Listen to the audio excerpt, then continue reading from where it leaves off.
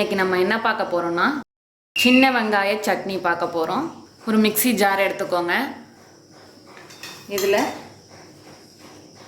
பச்சை மிளகாய், புளி, உப்பு, வெங்காயம் எல்லாத்தையும் சேர்த்துடலாம். சேர்த்து நைஸாக அரைச்சி எடுத்துகிட்டு வந்துடுவோம்.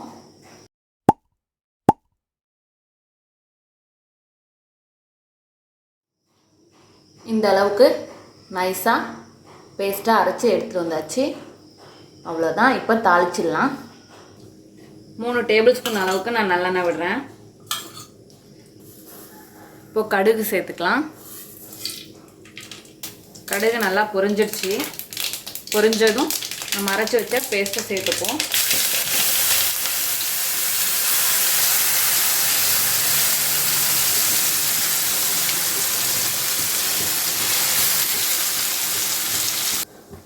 ஜாரை கழுவி சேர்த்துப்போம்.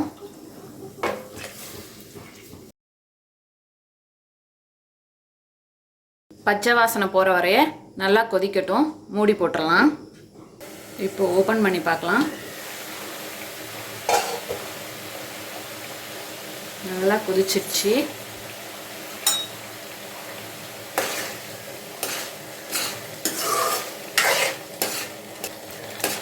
இப்போ இந்த ஸ்டேஜில் ஆஃப் பண்ணிடலாம். இந்த ஸ்மெல்லாம் போயிட்டு நீங்கள் ஆஃப் பண்ணால் போதும். எனக்கு 5 மினிட்ஸ் ஆகிருக்கு. மீடியம் ஃப்ளேமில் வச்சுருந்தேன். இதே போல் நீங்களும் 5 மினிட்ஸில் ஆஃப் பண்ணிடுங்க.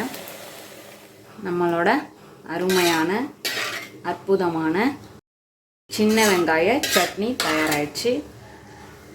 இது கோதுமை தோசைக்கு அட்டகாசமாக இருக்கும். நார்மலாக இட்லி தோசைக்கும் நல்லாயிருக்கும்.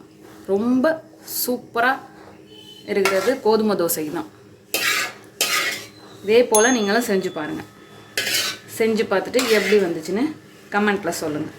தேங்க்யூ.